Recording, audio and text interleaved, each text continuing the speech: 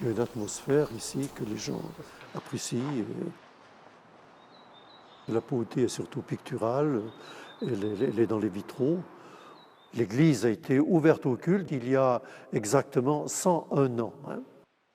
En face de vous, vous avez le chœur de l'église avec une fresque splendide due au peintre Maurice Denis.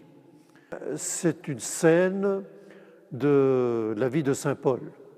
Paul, prisonnier, se rend à Rome, on l'amène à Rome plutôt, et le bateau qui doit l'y amener fait naufrage au large de l'île de Malte. Alors les rescapés sont sur une barque où le peintre a remis, semble-t-il, des personnages, disons, de sa famille, et c'est saint Paul qui, au milieu de cette embarcation fragile, symbole de l'Église évidemment, eh bien, annonce la parole de Dieu. La vie de Paul est aussi illustrée sur cette même fresque par son début et par sa fin. Son début chrétien, j'entends. Il y a la révélation du Christ ressuscité sur le chemin de Damas. Vous voyez, selon la tradition iconographique, Paul est en train de tomber de son cheval.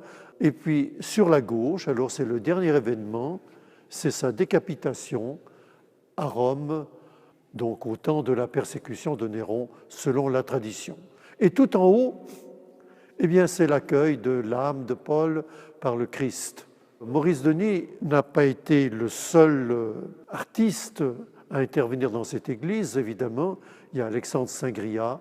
On doit à Alexandre Saint-Gria des vitraux qui sont très beaux, notamment le dernier sur ma droite, qui représente Paul et Barnabé, je crois, oui, Paul et Barnabé, qui se trouvent dans une ville d'Asie mineure, et on les prend pour Zeus et Hermès, et on veut leur offrir un sacrifice. Alors Paul et Barnabé refusent le sacrifice, nous ne voulons pas ce sacrifice, ils s'en détournent ostensiblement, mais ils acceptent par contre une offrande que leur fait le curé Jacquet, qui leur présente la nouvelle église de Saint-Paul. Une chose peut-être qui est remarquable, c'est le baptistère, surmonté par une mosaïque due à Maurice Denis. C'est très impressionnant, j'allais dire, de baptiser des enfants, parce que la cuve baptismale fait presque corps avec la mosaïque.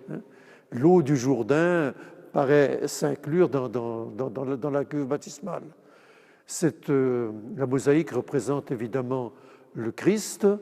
Au Jourdain, il a déjà les bras en croix, il annonce la rédemption de l'humanité, cette rédemption à laquelle participe le baptisé à travers son baptême. Et il a à ses côtés, évidemment, Jean-Baptiste, mais il a aussi d'autres personnages et d'autres scènes de la Première Alliance qui symbolisent justement le baptême, notamment le personnage de Noé, la traversée de la mer Rouge, etc.